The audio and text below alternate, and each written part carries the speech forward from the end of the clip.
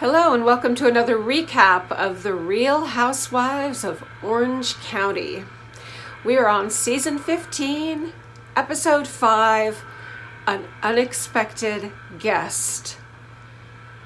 Oh, please, Shiva, Allah, Jesus, Buddha, do not let it be Tamra. Please. Okay, we start out with Emily calling Gina to tell her that Braunwyn came over to see her and Kelly. And Braunwyn said she knew she was being unfair to Gina. Well, okay, tell Gina that. I mean, she did call Gina and ask her to go to an AA meeting and then out for coffee.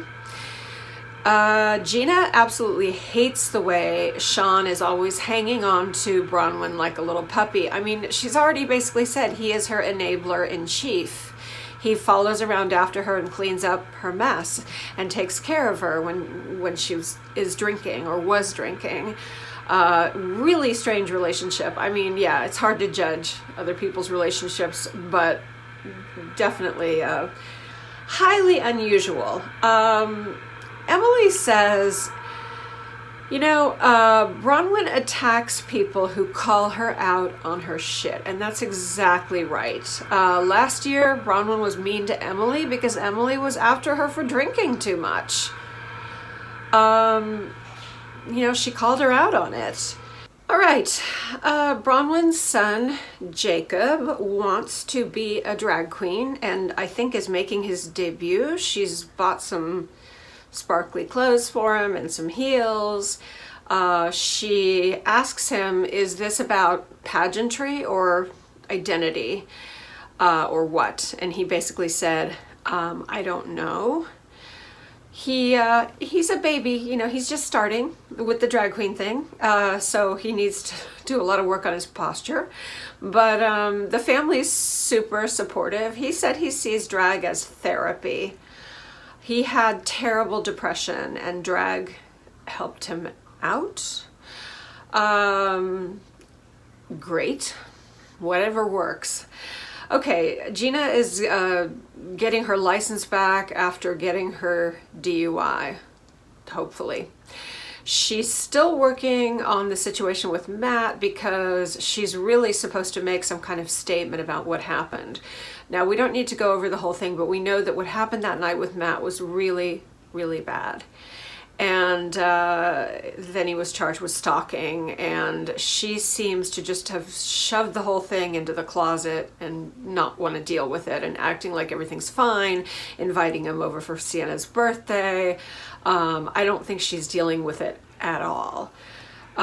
She's supposed to give a statement about what happened, but, apparently he was scary and violent that night.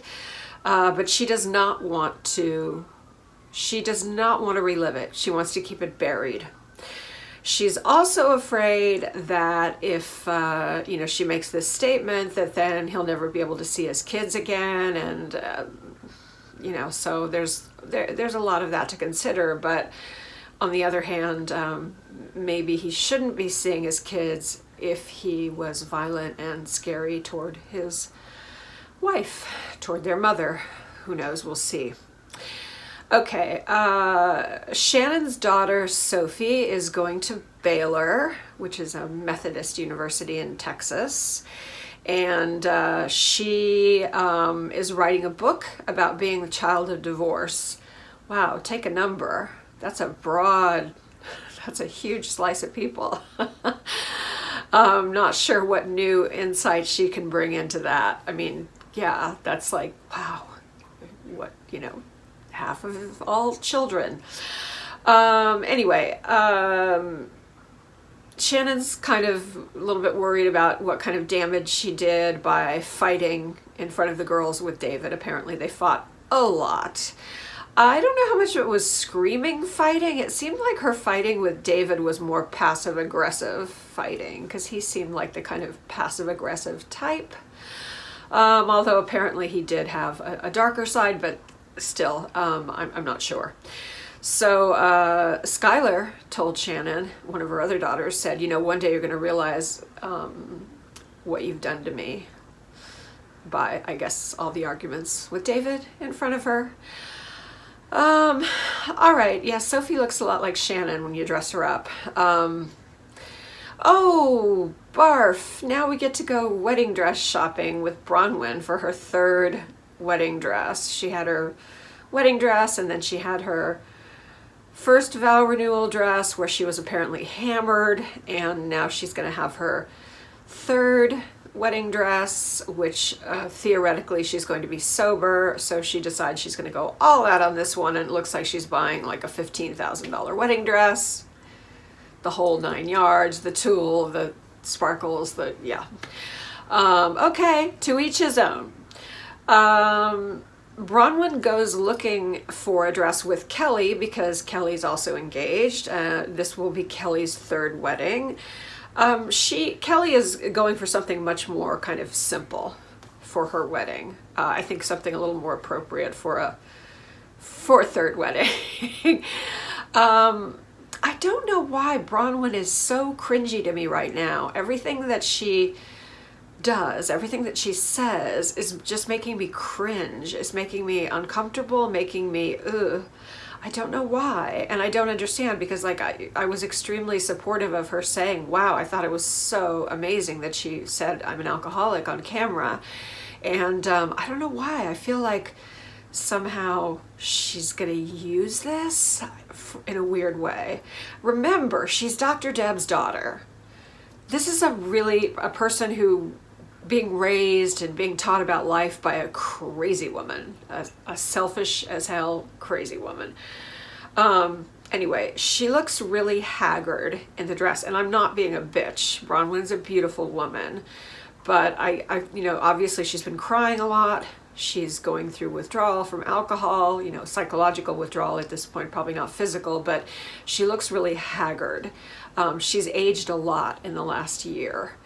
And again, that could be just temporary from going through, you know, quitting, from being such a heavy drinker all those years. She probably also didn't do herself any favors by the fact that once she had her no more nursing party and she went on a full-scale bender and just drank and drank and drank and drank and drank for, what has that been, like a year now? That will age you. You know, slamming down the tequila night and day, going from drunk to drunk to drunk, waking up in the morning and needing alcohol right away so that you don't start shaking or feeling sick. That will take a toll on you physically. You know, she's young enough, she can probably get it back, but I feel like Braunwyn in that wedding dress, it was just not a pretty sight. Not a pretty sight. Yeah, that's a dress for a young, fresh girl, and she looks very tired and haggard. And she's not very old, you know, she's fairly young. Okay, Kelly looks like a giant pair of Hooters with a pretty face in her wedding dress, but that's kind of my description of Kelly. A giant pair of Hooters with a beautiful face. Yeah. Okay, Kelly asks such good questions sometimes. It's really interesting. Now that Braunwyn's the crazy one this season, Kelly's kind of Kelly Dodd, unlikely voice of reason. I mean, I'm sure it's not that, but she does ask some really good questions. She says to Braunwyn, I wonder if Jacob is doing this whole trans thing for attention, because you told me he's not trans and he's not gay. Yeah, say what you will. Kelly is no BS. That's something to think about. You know, I mean, look, I'm sure you could say that all drag queens would do it to a certain extent for attention. But I don't know. I don't know. But good question, though. Okay, Braunwyn is just all BS. I just feel like she's just a giant steaming pile of BS right now.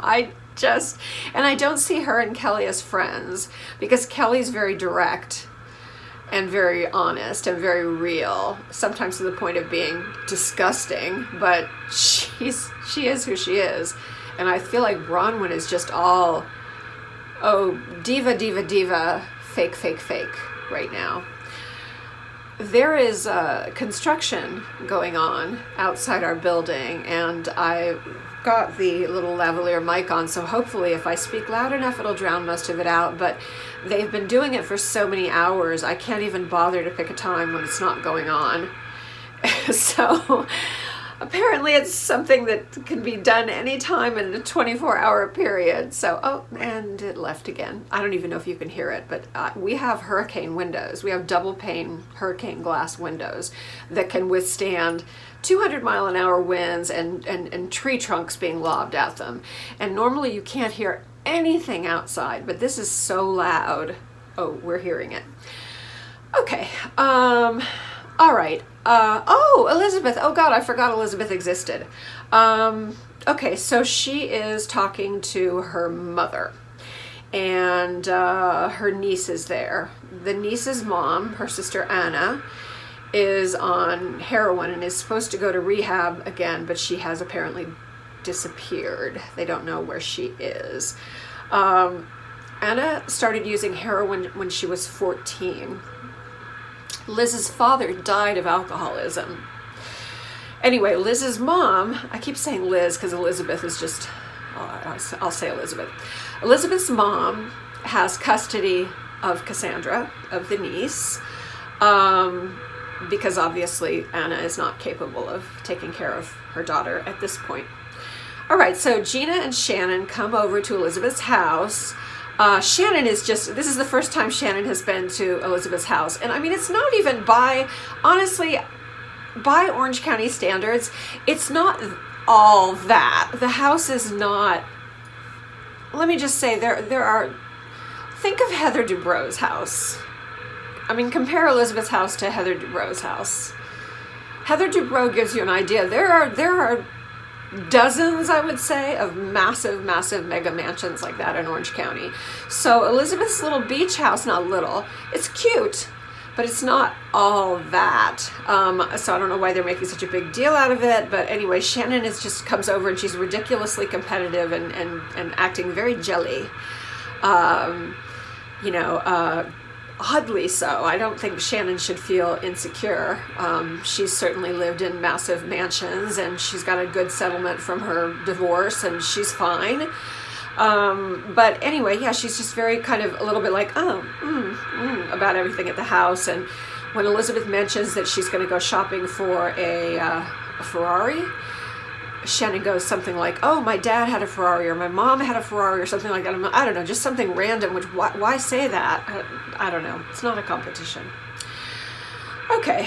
All right. Gina says she does not want to rally around Braunwyn just because everyone else is rallying around Braunwyn. And the reason why she's a little bit less quick to forgive Braunwyn and let her get away with anything because of her situation is because Gina has been Braunwyn's target. You know, lately, Gina has been the one that Braunwyn takes out all her shit on.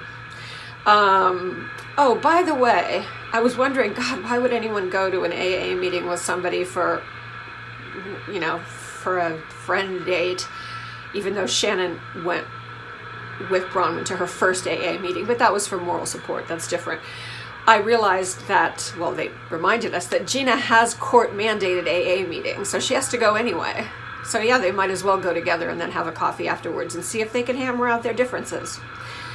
Okay, Gina had declined initially to go, and now it's like a 747 cargo plane flying overhead. This is usually really quiet here. Okay. Gina initially declined to go to the vow renewal. Shannon did not want to go, but her girls are excited about it. Everyone's going to get dressed up and her girls want to go, so Shannon might go for that reason. Gina said that she really has,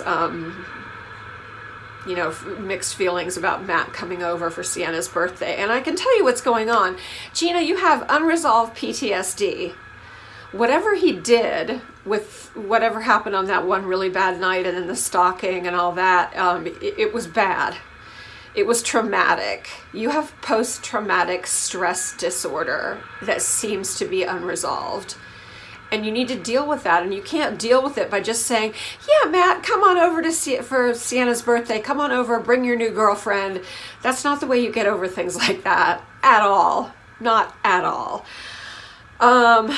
Okay, now Shannon immediately turns it around and makes it all about her, and we suddenly drop Gina and Matt, and suddenly Shannon's talking about how she's worried that her kids believe that she's messed them up because of her fighting with David. All right, now Elizabeth has invited Shannon and Kelly to watch her buy a Ferrari. Ew. That doesn't sound like any fun at all. Anyway, on the way there, Kelly mentions Miss Rona, and they're starting to kind of be concerned about that and wonder about that, and they're saying, don't touch your face, and Kelly's like, I touch my face all the time, and just, they're kind of the early warning signs that this is coming. Anyway, who cares? Fast forward. All right. Danny, who owns the luxury car dealership, and his partner, the other guy, one's tall, one's short, but they're both kind of cute. They seem really close to Elizabeth. Either that or they just see her as a big walking bag of money, but they're a little touchy with her, a little flirty with her, a little, I mean, I'm sure Jimmy's really nice, but I'm looking at these two guys and I'm like, Jimmy's kind of schlumpy. But again, he's probably a great guy, which at this point in her life is maybe more what she's interested in. Plenty of hot guys in Orange County who are just complete assholes, so yeah. Maybe she's actually making a wise adult decision and taking care of her heart after, in the process of her divorce. All right. So they're also talking about going to Braunwyn's vow renewal, and Kelly asks, can we drink in front of Braunwyn at the vow renewal? Elizabeth is a little more sensitive. She has a soft spot for Braunwyn because of Anna, her sister, who's the heroin addict, and because her father died of alcoholism, so she's much more kindly disposed toward Braunwyn. Okay, and now next we have Elizabeth and Kelly go to drive the Ferrari, test drive the Ferrari. Shannon stays behind, of course, because the Ferrari's a two-seater, and they give her the clown car. There's like a little baby Ferrari for your kid, and she gets in that, and she gets to drive the clown car, so that's nice. But she said she's really not into flashy cars. She says she doesn't need a big penis car or a big vagina car, and then says, oh wait, no one wants it. Anyway, we don't need to talk about that. All right. But I have a feeling one of the reasons she says she's not into flashy cars is because she doesn't want to make it about Elizabeth. This is Elizabeth's moment to buy a Ferrari, and she's kind of trying to take that away from Elizabeth because, Shannon can be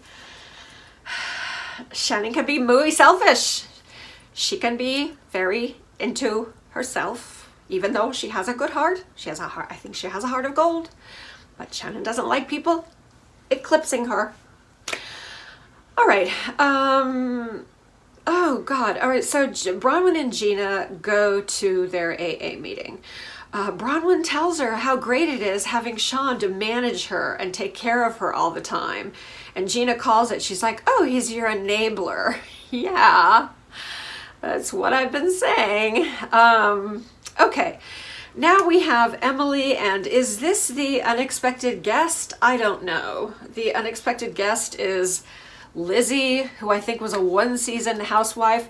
Okay, this is how memorable Lizzie was. I have watched faithfully every season of The Real Housewives of Orange County, and I remember very little about Lizzie. I remember, the big boobs and the big lips, but I don't remember much about her at all. Was she in fact a housewife, or was she just a friend of? I believe she was a housewife for one season. At first I confused her with the Armenian lady and her family. But yeah, it's like, oh, okay, Lizzie. Oh, old home week. All right, but thanks a lot for terrifying me that you were going to have Tamara come back. Thanks for that. Bravo. So anyway, Lizzie is making swimsuits, including swimsuits for curvy girls, and she wants to use Emily as a model.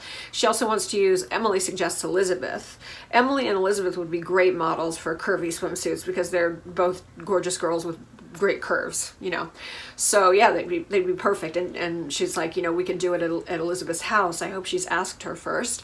But you know, she's got a house on the beach, and they make such a big deal out of the house, and it's just such a standard expensive beach house. Yes, it's worth a few $1,000,000, but that house is like a standard rich folks beach house in Orange County. I know that sounds weird to you guys, but I'm telling you, there are many houses like this.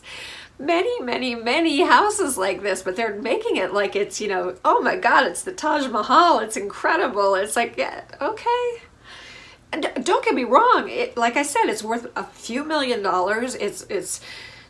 It's not even on a particularly pretty stretch of beach, but I know where it is. It's on the beach. You know, I would absolutely take it. Yes, I'd be happy to live there. But those beach houses are all scrunched together. They're like zero lot line. They don't have any space. They don't have any land around them. I'm not a big fan. I'd rather have Heather Dubrow's mansion up on the point, you know, with the view of the ocean, but up on the hill with all the land around it. Or Shannon's old house. Although I like Heather's house. Heather's house is really pretty. Okay, all right. After the AA meeting, Gina and Braunwyn definitely seem to have bonded a little. They seem closer. Braunwyn led the meeting, and she took the opportunity while leading the AA meeting to apologize to Gina in front of everyone. All right. She admits that she was trying to hurt Gina, and she won't do it again. Okay, good. Good accountability. Way to go. All right. Gina says she also apologizes. I'm not sure why, but okay, Gina's just nice. She's just a nice girl. Okay, and Gina says, if you'll still have me, I would love to go to the vow renewal. That's nice. And Gina said, I want you to know I'm not going to drink at the vow renewal because I want to be your safe space, because everyone else will be drinking, and you'll know that I'm not drinking. So if you want to come to me, you can come to me. That is nice. Actually, that is nice. Okay, now it's Sienna's birthday, and here comes Matt. And Gina's there with Travis, and then Matt comes with Brittany. I'm going to call her Brittany. I don't know for sure if that's her name. I think they might have said it again, but she just goes kind of in my head and right out my head because she looks like every other post-divorce or during divorce girlfriend that a guy has in America. She's like the younger, cute, you know. Yeah, she's the standard separation girlfriend. Let's call her that, the separation girlfriend. I'm sure she's lovely, but I'm just saying that's what she looks like to me. So I'm like, just not interested. Okay, again, I'm going to say Travis is really cute. He really needs to lose that beard. I'm pretty sure that there's a good jaw under there. He needs to lose that beard. He's a really nice looking guy. The beard is weird. Okay, I realize, you know, we never saw Matt very much. Remember, in fact, I don't think we saw him at all previously. Matt, I instantly dislike. He is a Staten Island Guido. He is 100% a Staten Island Guido. And he's there with his separation girlfriend.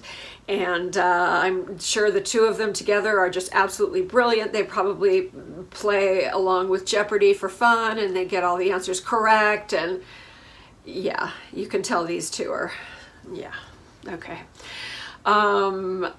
Yeah, they make Gina look like Margaret Mead. You know, so what can I say? She was the smart one in that couple. So basically it looks like we're in an episode of old Jersey Shore, middle-aged Jersey Shore.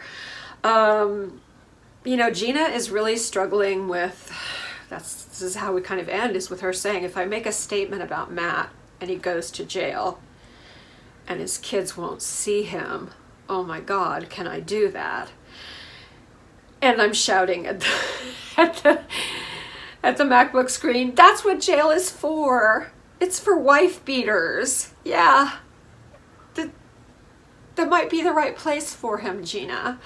But anyway, we definitely leave with the impression that Gina is gonna do it. So, okay.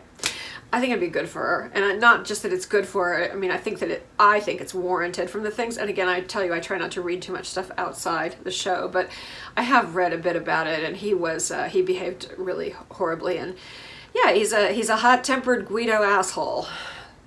So don't cry for Matt, Argentina, or whatever. That doesn't mean anything. All right, on that silly note, I want to tell you that I forgot to say up front, if you've made it this far, you really need to subscribe. I'm just going to say, anyone who makes it to the end of one of my videos, you need to just go down there and push that button. I'm just going to preemptively tell you, you push that button now. Ring the bell so that I can send you updates, you know, when I upload new content. And I am so happy that you've decided to join me. Love having you. Comment, like, love your comments. I'll answer them all back. And if you do subscribe, be sure and give me your name so I can thank you personally. I want you to take really good care of yourself.